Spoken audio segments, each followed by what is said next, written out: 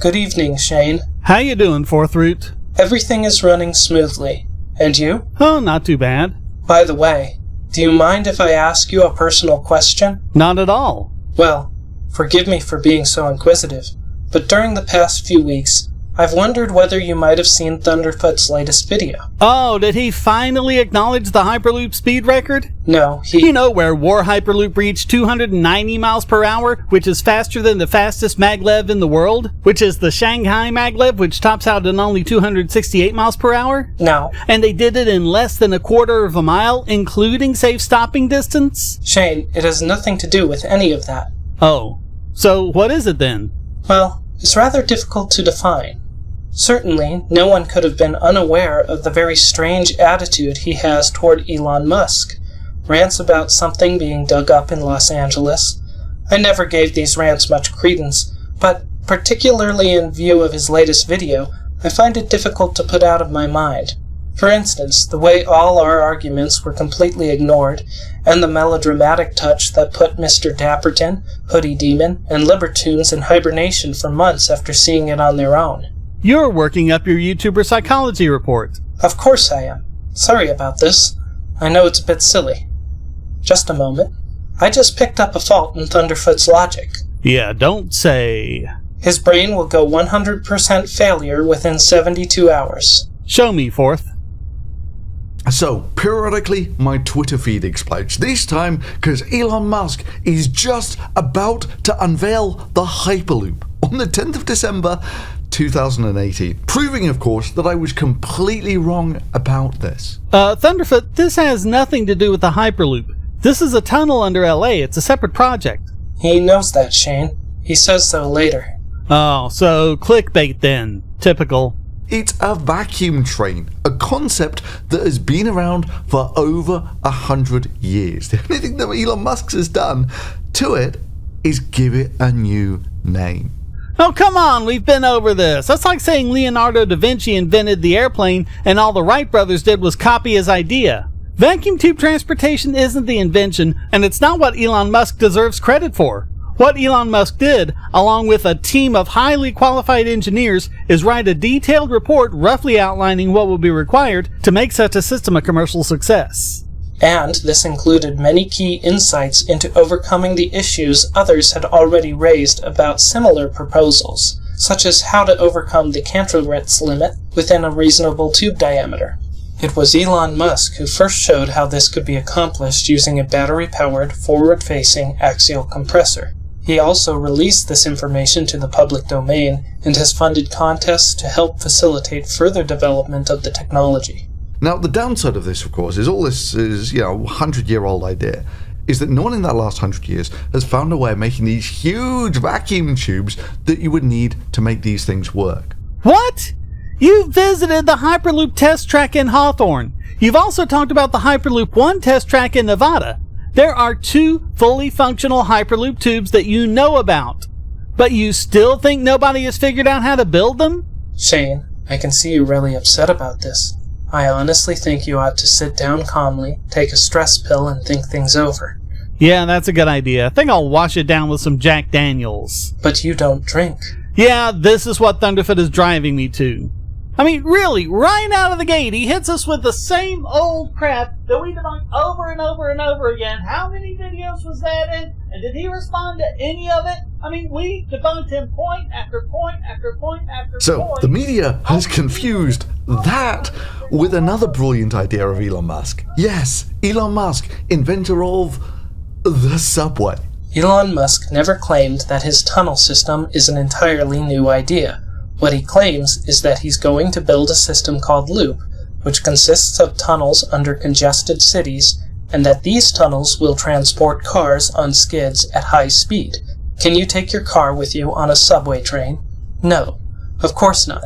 This is actually a very important advantage that this system offers over subways. Having to walk to and from subway stations is tiresome, uncomfortable in bad weather, and disenfranchising to disabled individuals. It's also expensive to call a cab or an Uber, and that just creates unnecessary delays. It also means localizing the grid with frequent stops in order to accommodate riders' limited secondary transportation means. This makes Loop highly advantageous as an express transit system enabling riders to safely travel along direct, linear routes at twice highway speeds without frequent stops. This distinction is mentioned in the Boring Company's website under their FAQ page, along with a list of strategies they are pursuing to increase the speed and reduce the cost of tunnel construction, which you obviously have not read. Have others thought of doing this before? Probably. But have others actually done this before? No, because this sort of project requires a multi-billion-dollar investment with no guarantee of commercial success. Few people have the resources to undertake a project like this, and fewer still are willing to risk the investment. But he claims he's going to be running things at 150 miles an hour in it. And I'm sorry, I'm going to have to call bullshit on that too. Why? Well, the first one's quite simple. The laws of physics. Metros are not race cars. People stand in them, meaning that the acceleration is limited to what people can comfortably stand up at. Most metros accelerate at about 1 meter per second squared. Okay, I'm back and I'm in a better mood. What's he saying now? He says the Loop is just a subway, that people stand up in subway cars, which limits their acceleration to about 0.1 Gs, which means it's impossible to travel 150 miles per hour in these tunnels. Haha, good one. No, I'm serious, and so is he. Oh god. Just because the animation you selected depicts passengers standing in the pods doesn't mean this is actually how they would be configured.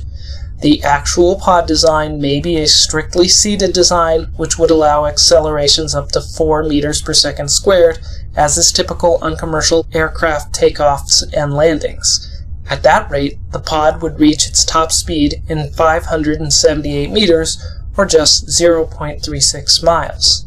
But hang on, even at a measly 0.1 Gs, it would take about 60 seconds to accelerate to that speed, and thus the tunnel would only need to be 2.5 miles long. That's only a little longer than the test tunnel scheduled to open soon, and much shorter than the full-scale projects they're pursuing, such as the 12.4-mile tunnel in Baltimore. Meaning it would take almost 60 seconds to reach the top speed that Elon Musk is claiming. By which time, of course, in his tunnel, it would be time to slow down again. I just said that! Didn't I just say that? Yes, you just said that. Thunderf00t did the same math, which confirms that top speeds near 150 miles per hour are possible in a 2-mile tunnel even when acceleration is limited to 0.1 Gs. I don't know how proving that something is possible somehow means that it's actually impossible, but let's just see where he's going with this. I bet it's a dumb straw man where he criticizes the average speed for being less than the top speed. So your average speed would only be about half of that, about 75 miles per hour. Called it! I mean, look, his metro's got a big bend in it. You're not going to have any big bends in metros going at 150 miles per hour. Of course, you won't be traveling 150 miles per hour through that bend, because that bend is at the very end where cars would be traveling at low speed. 86% of the length of the tunnel is perfectly straight. And just in case we got any fanboys out there who say, yeah, but this is the genius who revolutionized rocketry by inventing vertical takeoff and landing rockets that were rapidly reusable.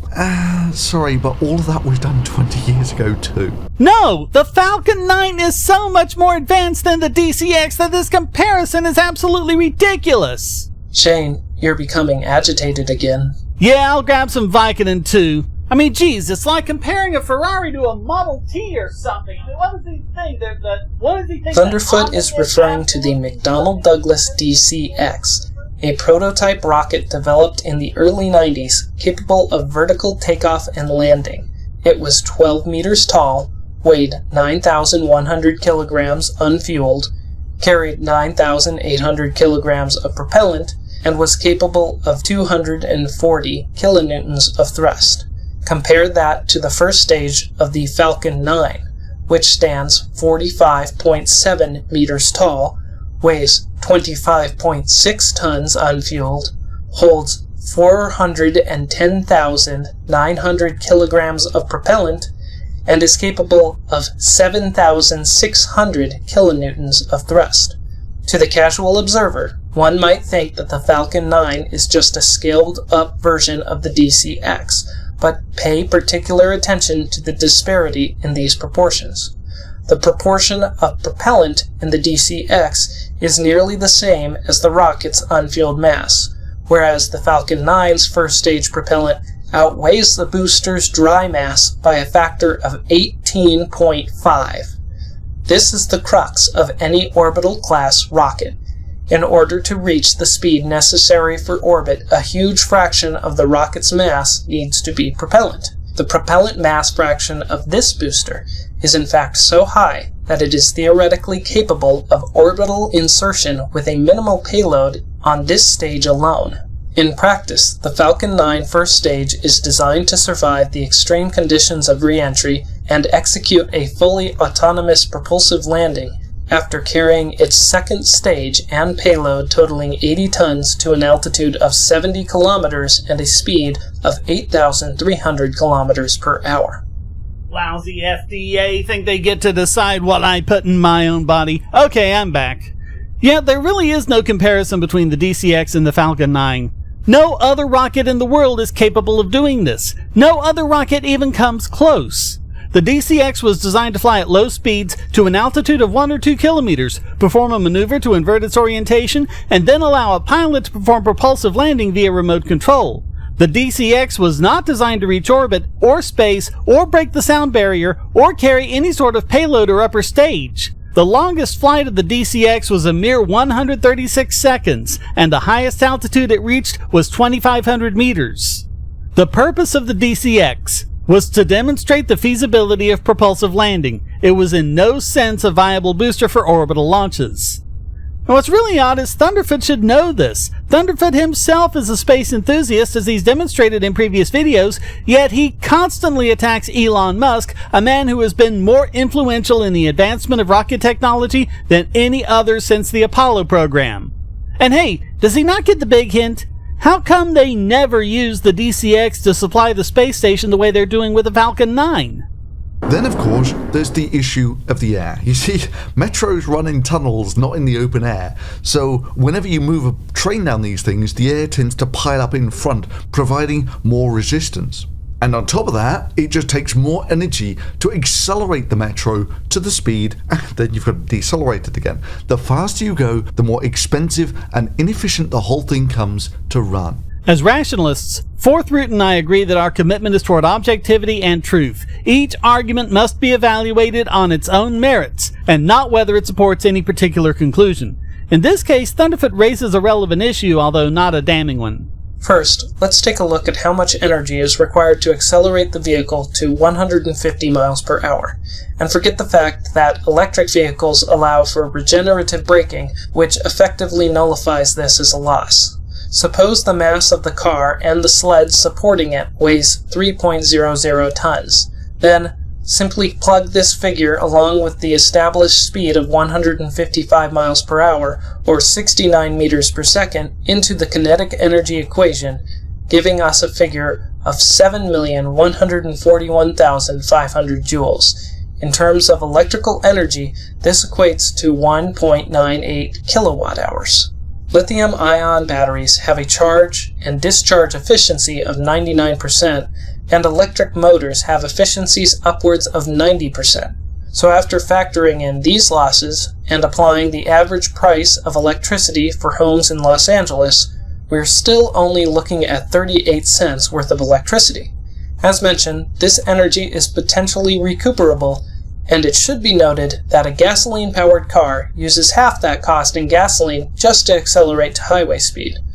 For any trip longer than a few kilometers, the bulk of the energy cost would come from the aforementioned aerodynamic resistance. Show me the calculations, 4th. Just a moment. Ordinarily, drag can be approximated using the drag equation with great precision. However, the effect of confining the airstream to a tunnel complicates things a bit. I can approximate the effect of the tunnel, but I should preface my analysis with the caveat that I have limited formal education in the field of fluid dynamics, and invite any engineer viewing it to point out any errors I may have made. To do otherwise, to present my ideas uncritically and ignore valid criticism, especially from highly trained engineers, would be irresponsible. As you put it, that would be Pulling a Thunderfoot. For drag inside a tunnel at speeds below the Kantrowitz limit, the effective airspeed will scale inversely to the reduction in cross-sectional area. To start, what sort of vehicle should we use as an example? Let's pick something big and boxy as a worst-case scenario. Okay, the Hummer H2 has a projected frontal area of 4.36 meters squared and a drag coefficient of 0.57. Perfect! It should be noted that the H2 will not fit inside the test tunnel, mainly due to the large overhead duct.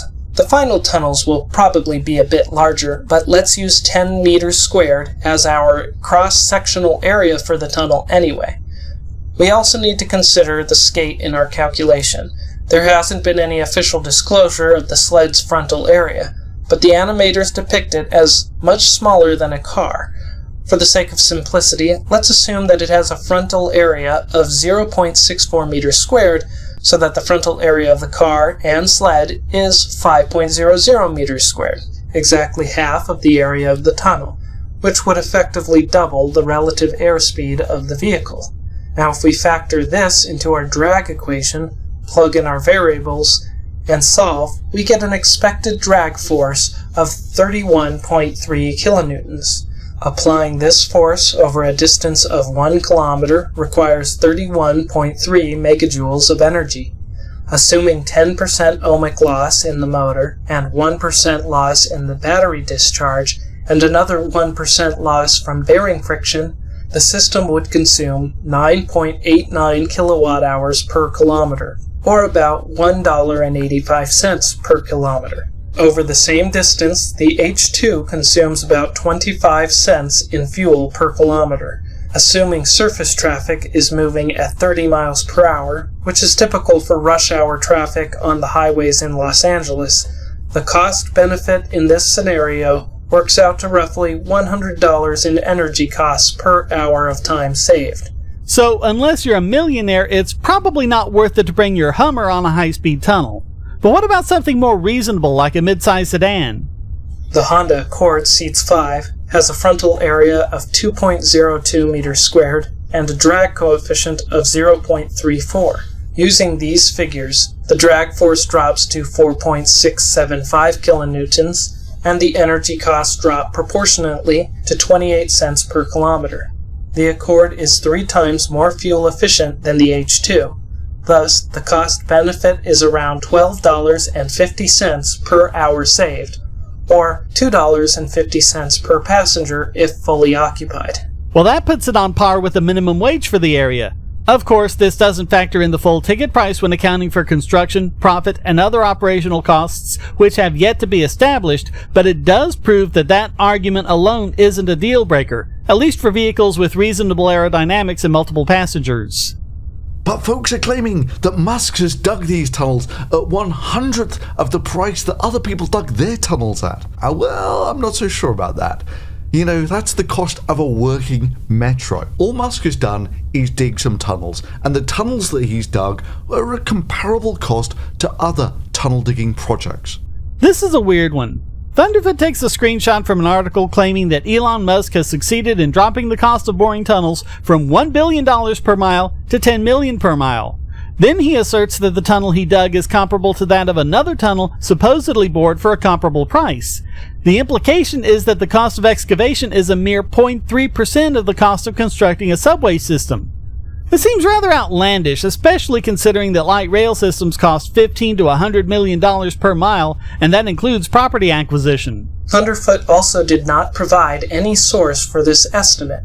The estimate seems to come from Fermilab, the home of the Large Particle Accelerator outside Chicago, Illinois. Presumably, the tunnel in question is a segment of the Tevatron tunnel, which is described as being 25 feet below an earthen berm. The boring test tunnel, on the other hand, needed to run at least 44 feet below the surface. It may not seem like much, but this could mean the difference between soft soil and bedrock, and soil conditions play a tremendous role in determining the rate of construction and cost.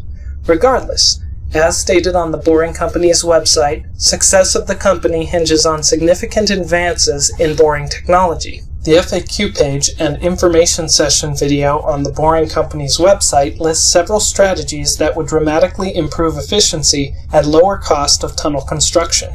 These include redesigning the boring machine with an advanced cooling system tripling its power, improved automation to minimize labor costs and improve safety, powering the boring machine and locomotives with batteries, eliminating the need for obtrusive high-voltage power lines and/or toxic fumes produced by diesel generators, continuous installation of support lining, in situ fabrication of said lining from the pulverized rock produced from the boring process, on-site production of bricks to offset construction costs and eliminate muck disposal, and there also has been very little R&D in the field over the last 50 years. Which suggests that there may be significant opportunities for innovation with the integration of modern technologies.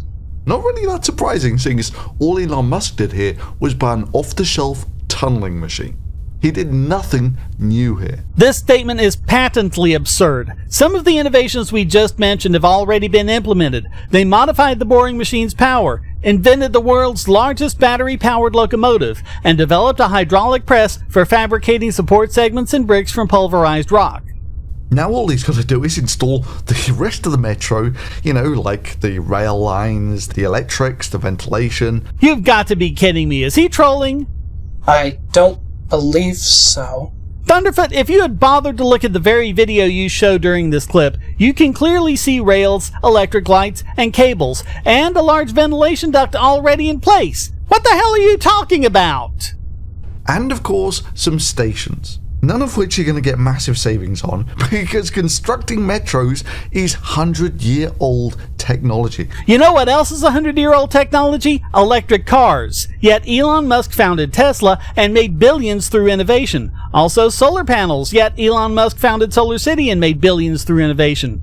Also banking wire transfers, yet Elon Musk founded PayPal and made billions through innovation. Also liquid fuel rockets, yet Elon Musk founded SpaceX and made billions through innovation. Are you sensing a pattern here?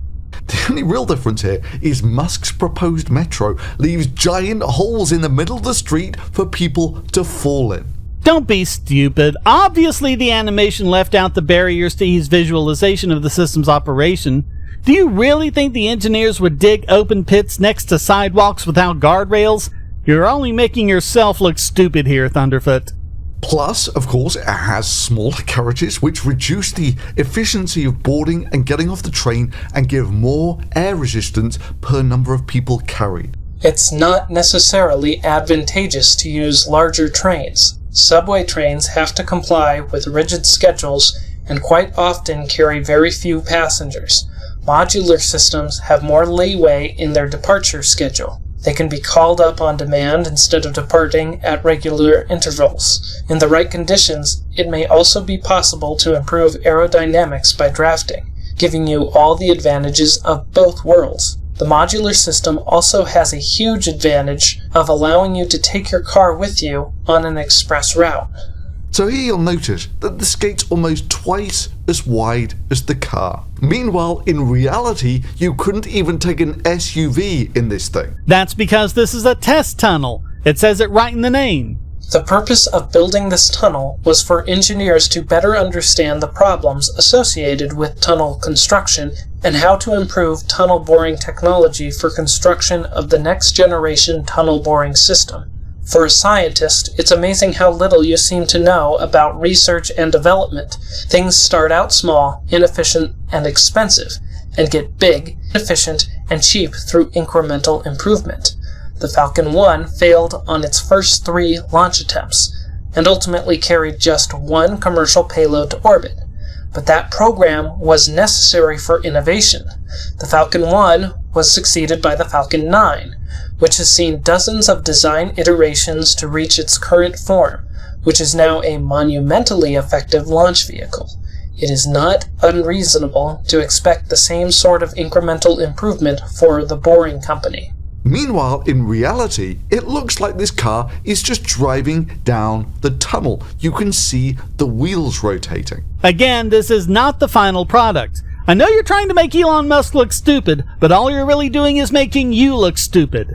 I mean, just so you know, recently I was contacted by a journalist from Wired who said they wanted some critical comments about the Hyperloop, so I gave them to her. Oh God, as if it isn't reckless enough for you to spew nonsense on YouTube, you now knowingly spread your misinformation to journalists? The ethical thing to do in this situation would have been to explain that you are a chemist, not an engineer, and so they should not publish your opinion under any sort of guise as having expertise in this subject. What did you tell her? Fundamentally, as travel gets faster, air resistance becomes more important. The Hyperloop, or the vacuum train as it's been known for the last 100 or so years, is not a new idea. Building a 100 or so mile vacuum chamber, or near vacuum chamber, is almost impossible. The expansion issues on a long straight tube are a nightmare. But if you've got 10 tons per meter squared pushing on the outside of the Hyperloop and nothing pushing on the inside, because it's a vacuum, there's a risk of a vacuum collapse. The Hyperloop takes all hazards of being in space and brings them down to a few centimeters of the Earth's surface. Any Hyperloop accident will result in the instant death of everyone in the capsule and almost everyone in the entire Hyperloop with the explosive decompression. Any such incident would put the entire system out of commission for months. As I expected, you just reiterated all your same talking points and completely ignored the fact that these points were thoroughly addressed by us years ago. This is why Thunderfoot is no better than creationists like Kent Hovind. He does the exact same thing. He presents himself as an authority figure on subjects he knows very little about. He willfully spreads misinformation, and when he's corrected, he deliberately ignores the correction and continues to spread the lies. He will do the same with this video. Just like creationists, he dogmatically refuses to acknowledge every example of genuine innovation that Elon Musk has achieved, and insists on oversimplifying and generalizing his creations as simple rebranding of old innovations. How can you possibly look at this boosters, landing legs are deployed.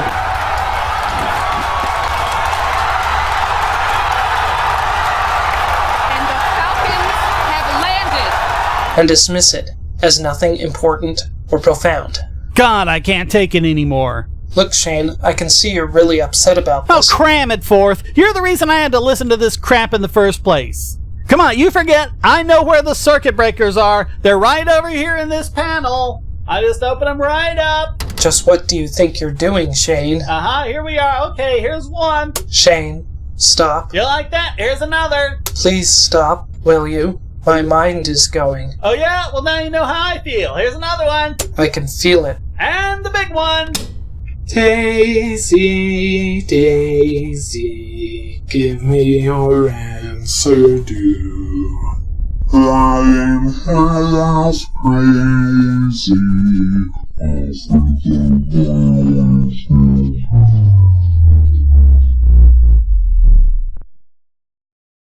Finally, sweet, sweet solitude.